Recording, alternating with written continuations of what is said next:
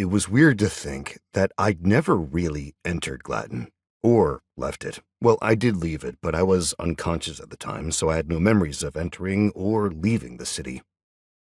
The riverboat made its way up the river, weaving its way through the monumentally heavy traffic into the large port that was a major reason Glaton, the city, remained such an economic powerhouse. It was a huge port, especially considering it was a freshwater one. Everywhere, boats of all sizes and shapes competed for space. Big ones and small ones with sails and ones without. Ones filled with people, ones filled with grain, ones filled with who knows what. The bustle happening on the docks somewhat managed to dwarf that on land.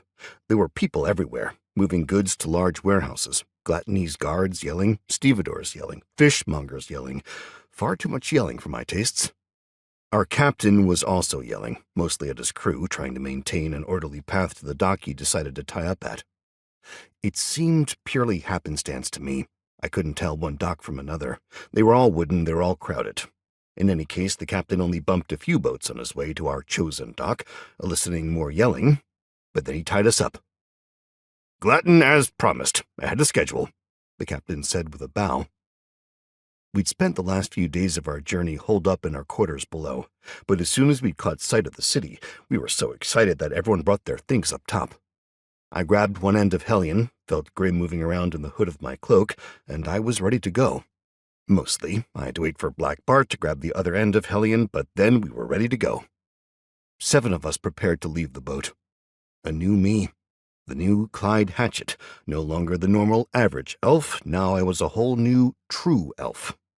Nox, my Carchedonian buddy, no longer part of my TN, but now just a friend. We'd had to leave his sister behind, ruling her new island nation, which I guess made Nox some form of royalty, but we'd never really done any form of formal inquiry into that, though Nox would surely find time for a deep dive to answer such a question. I wondered how long it'd take before he just disappeared into a library, never to be seen again. There was Harpy, the old sailor who'd been with me the second longest, a dear friend at this point, someone who'd saved my ass 1,000 ways. He looked particularly old and frail as we marched along the dock, something I suspected was purely an act. He relished in surprising people, which I understood. I liked it too.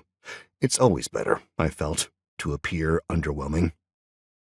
I wasn't sure what Harpy was going to do in Glaton. He'd been a sailor forever, and now he was going to be a landlocked landlubber, but he seemed kind of happy about it.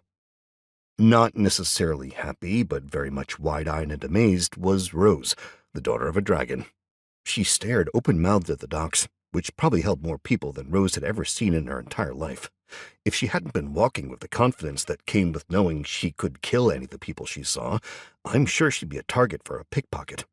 But then again, not a whole lot to steal from someone wearing plate armor. I guess you could try to take her sword from her sheath, but, well, actually, that might be interesting to see. And Black Bart would likely notice something like that. Black Bart was the newcomer to our group, an infamous pirate and a dreaded figure amongst the Thalassalutra,